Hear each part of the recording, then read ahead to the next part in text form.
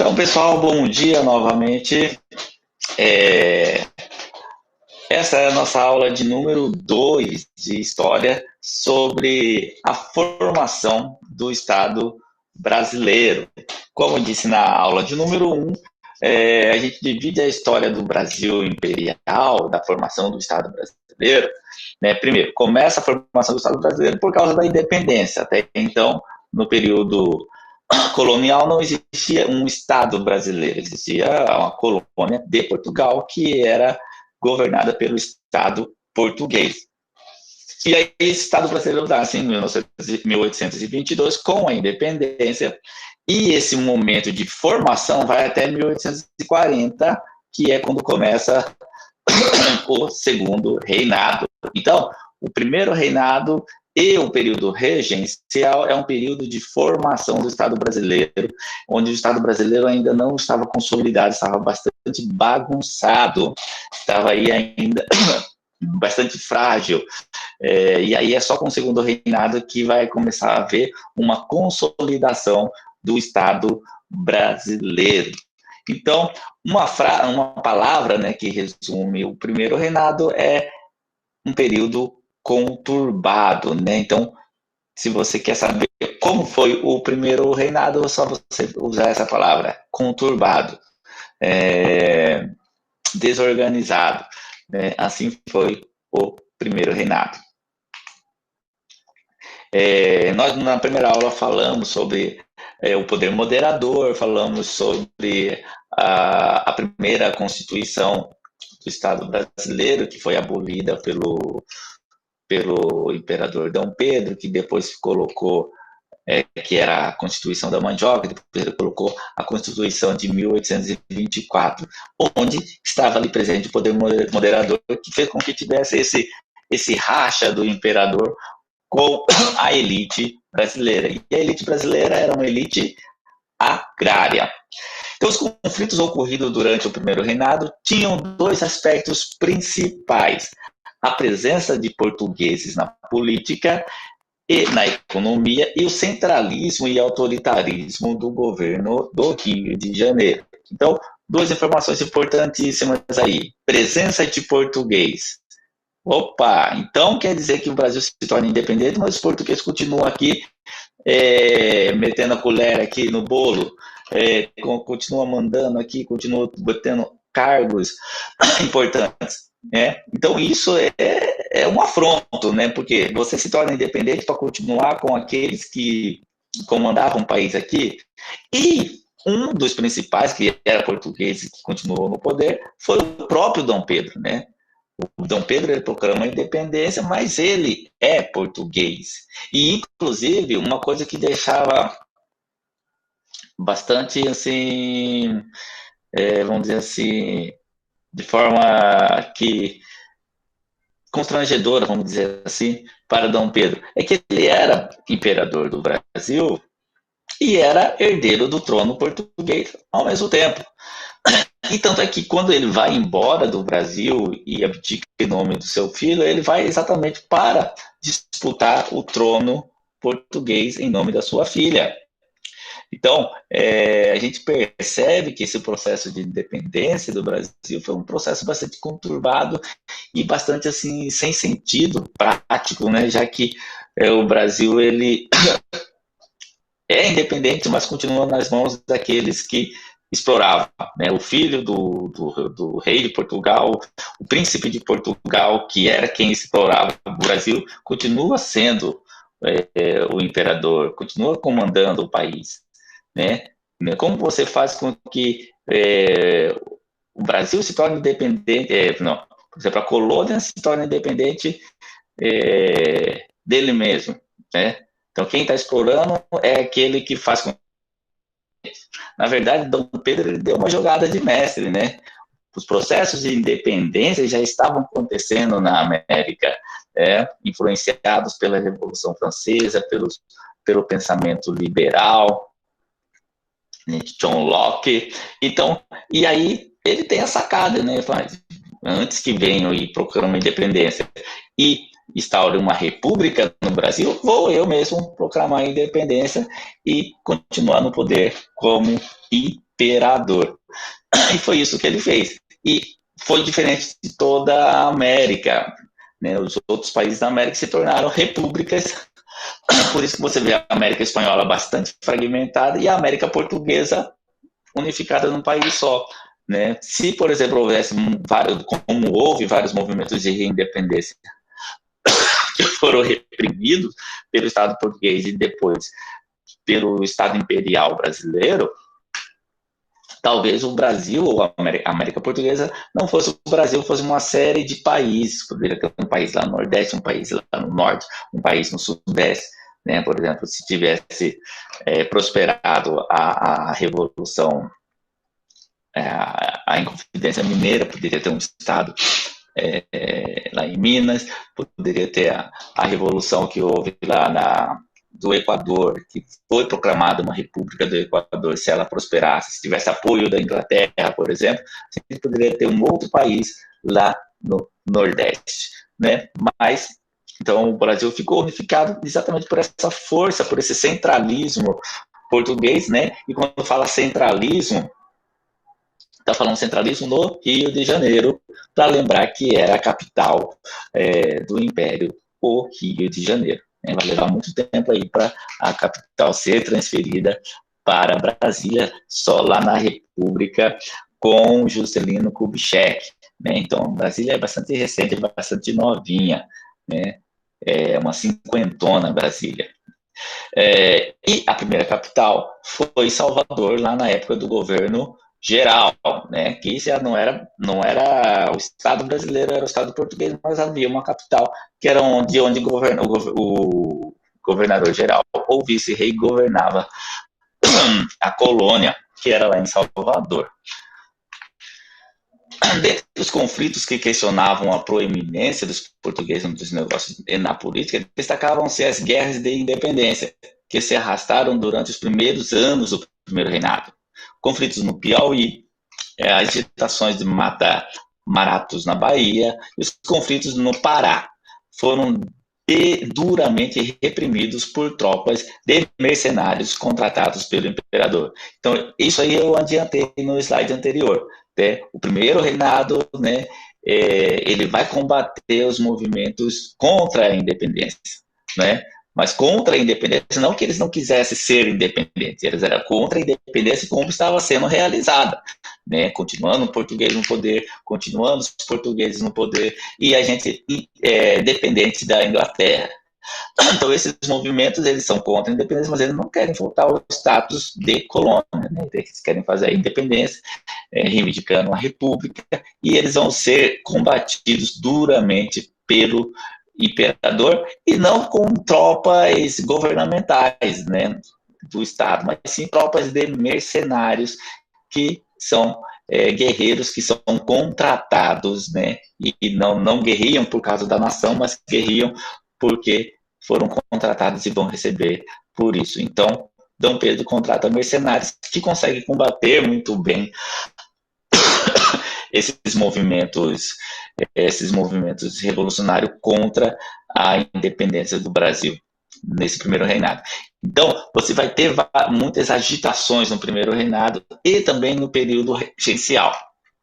Já lá no segundo reinado, você já não vai ter muitas agitações. Por isso que a gente chama o primeiro reinado, o período regencial, de início do Estado brasileiro, ou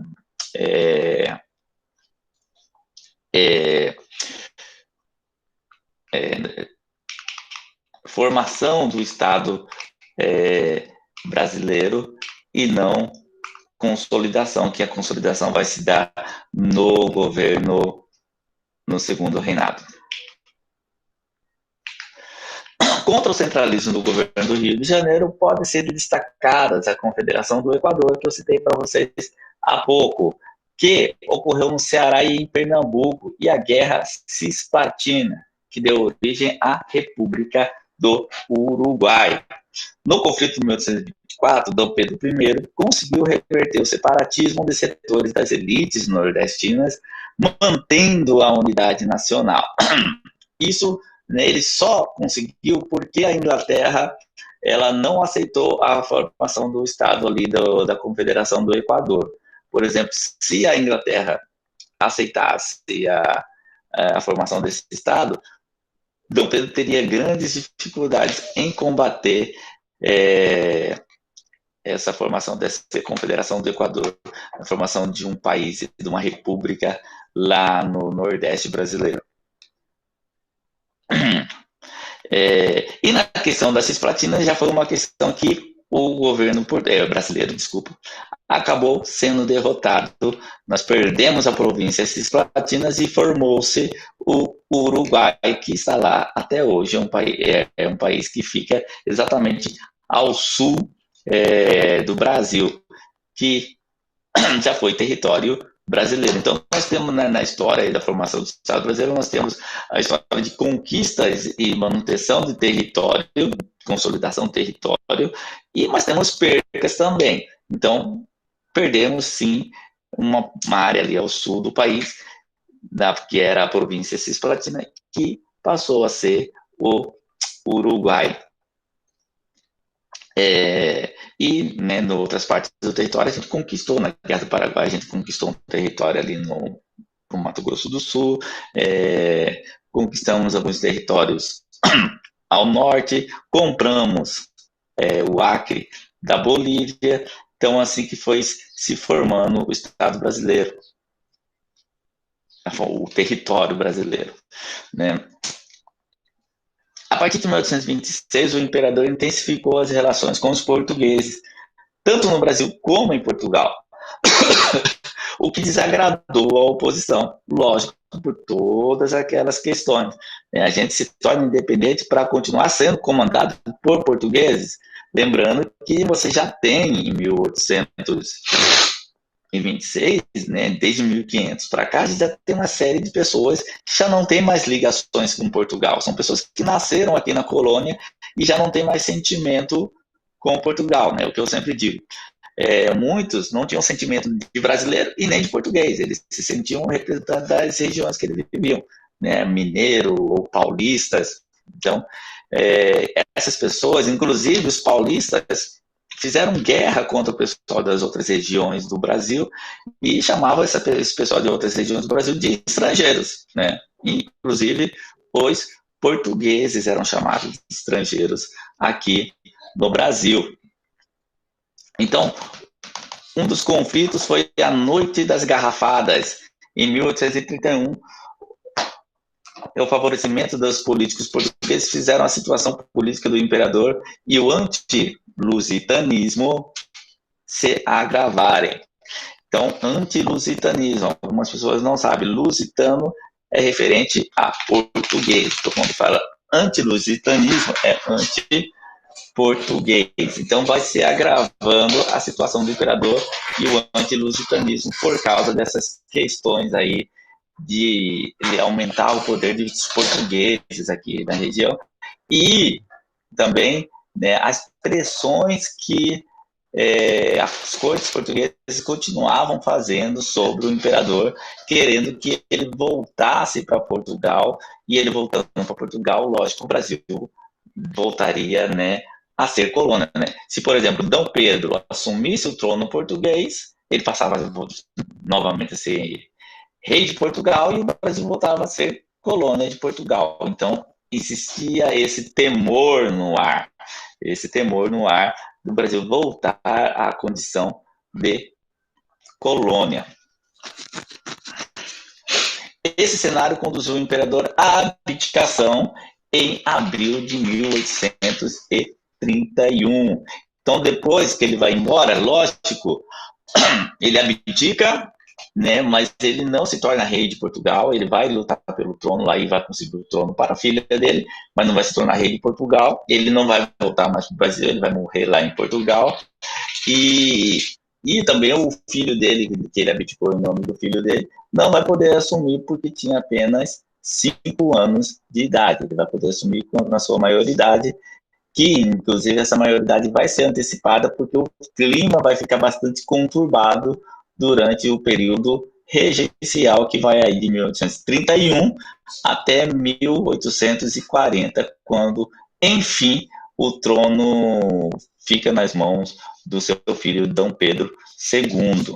Então, todo esse período de 822, na independência, 831, com o início do período regencial, até 1840, vai ser um período bastante conturbado, bastante de indefinição na política aqui no Brasil. Dom Pedro I deixou seu filho Pedro, né, de 5 anos de idade, como sucessor do trono brasileiro e partiu para Portugal para disputar o trono português com seu irmão Dom Miguel, que era o preferido da sua mãe Carlota Joaquina. Após derrotar o seu irmão, ele transferiu o trono para sua filha Dona Maria da Glória, que faleceu em 1834. Então, isso aqui eu já tinha adiantado para vocês.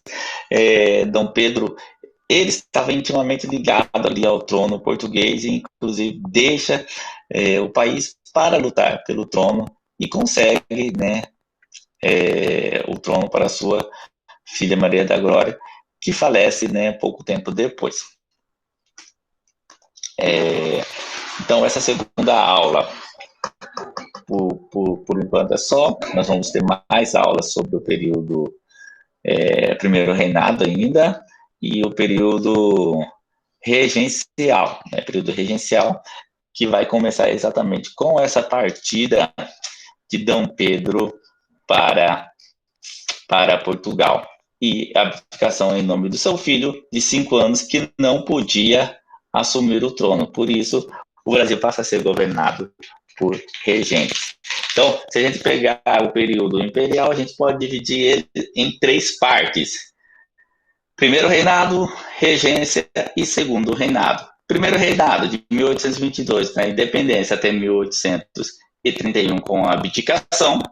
A regência de 31 a 40 e a 40 a 1889, o segundo reinado, que termina com a proclamação da República. Então você percebe que o segundo reinado, até porque o Estado estava consolidado, foi bem maior do que o primeiro reinado e do que o período regencial, que se comparando foram muito curtos, se comparando com o segundo reinado. No segundo reinado, praticamente, Dom Pedro II entrou um menino no governo e saiu já bem velho, né? Até dizem que o segundo reinado estava parecendo com um imperador, estava velho, né? Estava deteriorado.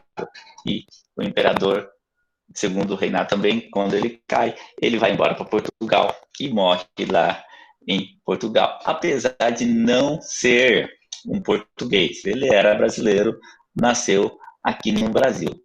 Dom Pedro I era um português, Dom Pedro II não era um português, não. Mas sobre o segundo reinado nós vamos ter nossas aulas específicas e dentro em breve nós vamos ter a aula aí sobre período regencial. E também vou disponibilizar os jogos do Kahoot para vocês que já têm o Kahoot pronto sobre o primeiro reinado e sobre período regencial, né?